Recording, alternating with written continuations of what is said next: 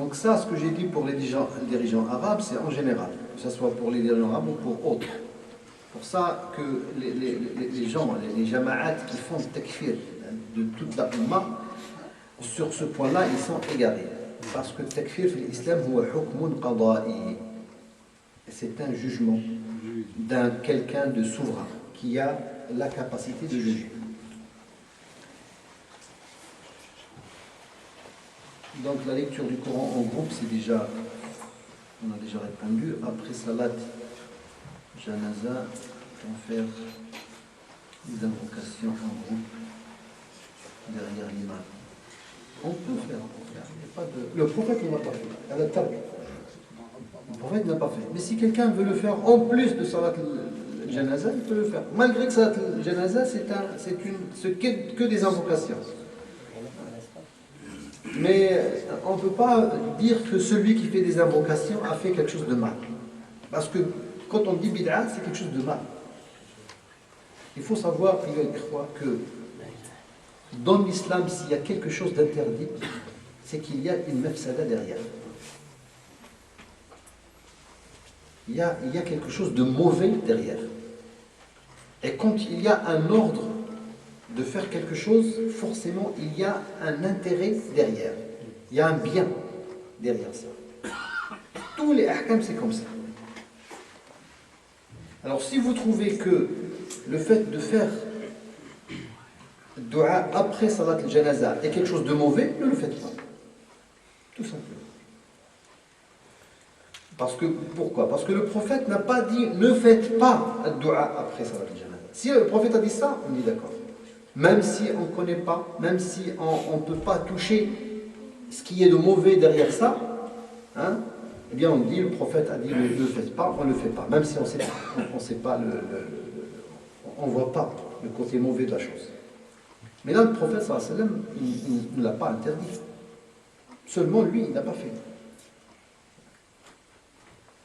Donc vous voyez le problème, ça aussi ça relève du problème qu'on a traité tout à l'heure, c'est qui est le attaque. Alors, quelle est la différence entre la sunna et shia? Est-ce que la sunna est compatible avec les notions de la démocratie? La différence entre Sunna et Shia, ça c'est une conférence. Une grande conférence. C'est une divergence qui a commencé purement politique. Au début, c'était sur un problème de pouvoir entre,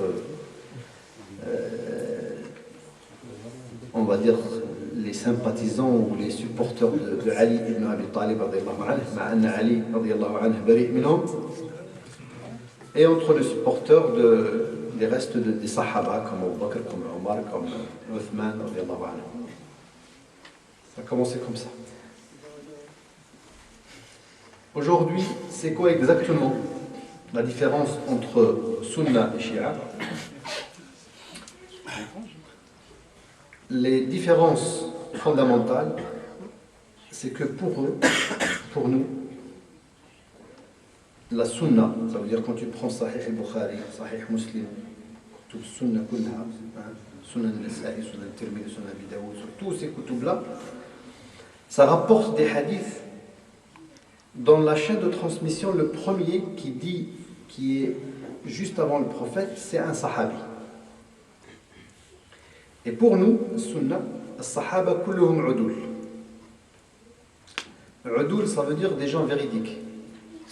Ça veut dire que quand on prend la chaîne de transmission, on commence à l'analyser pour savoir si le hadith est authentique ou pas, on analyse tout le monde du sanad, sauf le sahabi. Pour nous, lui c'est un sahabi, ça veut dire qu'il est véridique.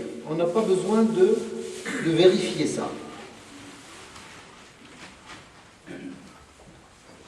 Parce qu'on fait confiance aux sahaba. Les Shia, c'est pas du tout ça. Pour eux, tous les sahaba, sauf pour certains, Shia, il n'y a que 7 sahabis, pour certains il y a 13, pour certains il y a 21 sahabis, ou 23. Et le reste des sahaba, kulhum. Soit c'est des renégats, soit c'est des gens qui ont... Mohim, c'est des gens qui ont dévié complètement, et ça veut dire qu'ils ne sont pas dignes de confiance, et donc ils ne prennent pas leur hadith. Et donc ça, c'est quand même fondamental, comme différence. Ça veut dire il y a une différence dans les références. Donc vous voyez, si vous voyez que la source, les sources de l'islam, al-kitab, al-sunnah, al-ijma' al-qiyas, pour eux, ils prennent que deux. Même l'ijma', je ne sais pas, mais à la kulli hal, il y a une différence dans le sunnah, entre nous et eux, il y a une différence dans le qiyas. Parce que pour eux, le qiyas, c'est quoi? C'est quand on rapporte pour connaître le hukm, le statut d'un cas, et qu'on ne trouve pas ni dans le Coran, ni dans la Sunna, ni dans le consensus des savants, on le rapporte à un cas qui est prévu dans le Coran ou dans la Sunna. Et donc on fait l'analogie entre ces deux cas.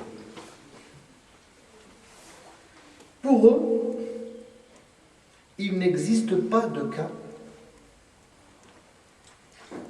qui ne peut pas y avoir un statut promulgué, soit par le Coran, soit par Sunna, soit pour... Bon, ils n'ont pas... La Sunna, pour eux, c'est la Sunna des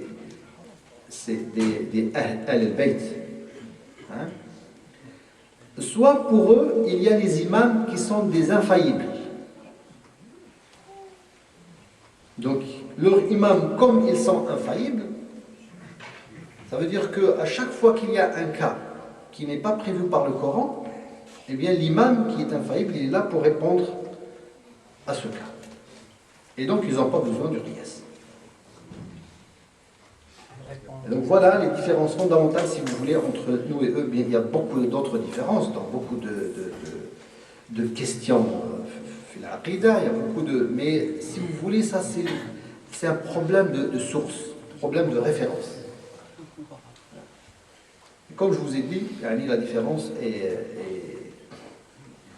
tout simplement, c'est que nous, on est, alhamdoulilah, Ahl Sunnah doivent être très confiants de leur manhaj, de leur tariq, parce que eux, leur problème, c'est quoi? C'est qu'ils voient Ahl Sunnah et Annahum, c'est des égarés. Pourquoi? Parce qu'ils détestent Ali.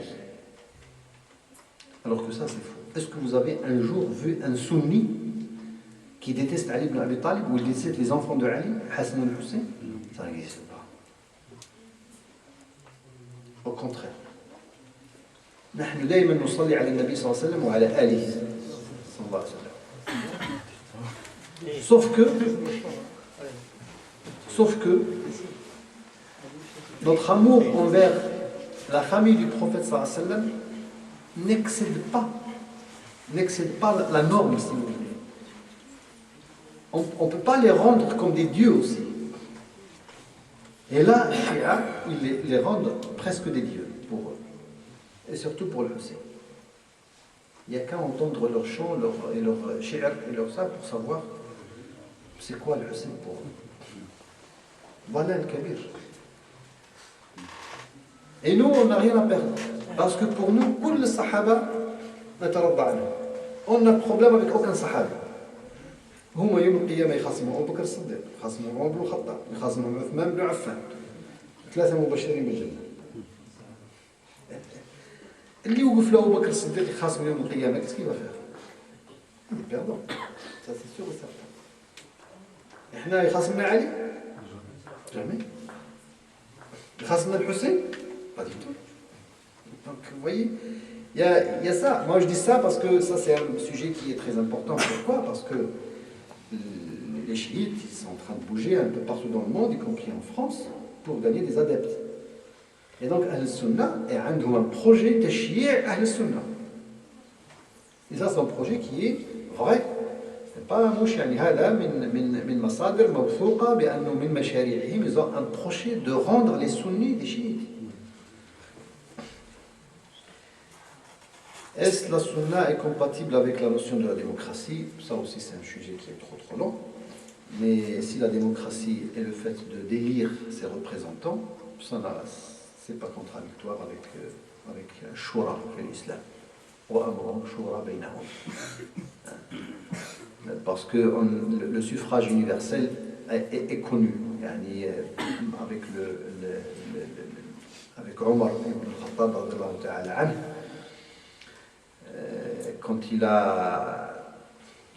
quand il allait mourir, les gens ont pensé comment on va faire, qui c'est qui va remplacer Omar ibn al-Khattab, qui c'est qui va être le calife.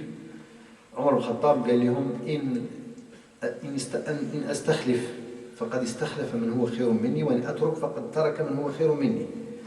Ça veut dire si je place quelqu'un, c'est moi qui le désigne. Si je désigne quelqu'un, il y a quelqu'un de mieux que moi qui l'a fait, qui est Abu Bakr. Parce qu'Abu Bakr a désigné Omar après lui. Et si je vous laisse sans vous désigner quiconque, il l'a fait quelqu'un qui est mieux que moi, qui est le prophète sallallahu alayhi wa sallam. Parce que le prophète n'a désigné personne quand il a mouru. Mais il a fait quelque chose qui est intermédiaire, si vous voulez. Il a désigné 6 pour que les musulmans choisissent ces 6. Et donc c'est de là, c'était le premier suffrage universel qui a été fait par Abdurrahman ibn Auf parce qu'il est sorti. Ibn Omar était désigné mais il n'était pas, comment dire, il n'était pas candidat, voilà, il était juste dans les 6. Mouhim a sorti, il a laissé à la fin Uthman ou Ali. Alors le choix entre Uthman ou Ali, qui était le dernier tour, si on veut dire, parce qu'ils ont parti au premier tour, dans le deuxième tour, il y avait Uthman ou Ali. Et là, il y avait le premier suffrage universel. Parce que Abdurrahman ibn Auf لم يختار عثمان إلا بعد أن استشار كل أهل المدينة. قال ما تركت بيت من أهل المدينة إلا ودخلته.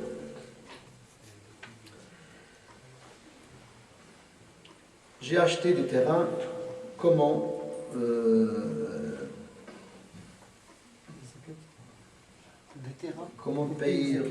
paye-t-on la zakat sur un ou plusieurs terrains? Acheter des terrains, si c'est un bien commercial, ça veut dire si vous êtes un marchand de biens qui achète des terrains qui les vend, le jawab est clair, donc vous devez faire la zakat sur la valeur des terrains. Quand il y a votre rendez-vous de la zakat, vous totalisez combien vous avez en caisse, combien vous avez de terrain à vendre, et vous calculez les valeurs. Admettons, vous trouvez que vous avez 200 000 euros, vous faites la zakat sur 200 000 euros, 2,5%. Si vous achetez des terrains pour les utiliser, soit pour construire une maison pour vous, ou construire des maisons que vous louez, ou vous achetez des terrains comme ça pour épargner de l'argent, parce que pour épargner, ça veut dire que vous voulez vendre par la suite. Donc là, vous devez faire la zakat dessus. Si c'est pour construire de l'habitation, pour vous habiter, ou si vous construisez pour louer, là, vous ne devez pas faire de zakat sur le terrain. Il n'y a pas de zakat à faire sur un terrain destiné à ça. Parce qu'on ne fait pas de zakat sur la maison, on ne fait pas de zakat sur tout ce qui est immobilier que vous louez, tout ce qui est matériel que vous louez, vous ne faites pas de zakat. Vous faites zakat sur le loyer, mais pas sur le bien lui-même. Donc c'est à vous de voir, il faut un peu plus éclaircir, ou plus détailler la question. Donc pour tout ça. Bon, salat tarawih في البيت هل هي كما صلاها النبي صلى الله عليه وسلم؟ هل هي بدعة أم سنة؟ صلاة التراويح اللي صلاها في المسجد جماعة الحمد لله هذه سنة من سنة الخلفاء الراشدين المهديين من بعد النبي صلى الله عليه وسلم، والنبي حض على اتباع سنتهم.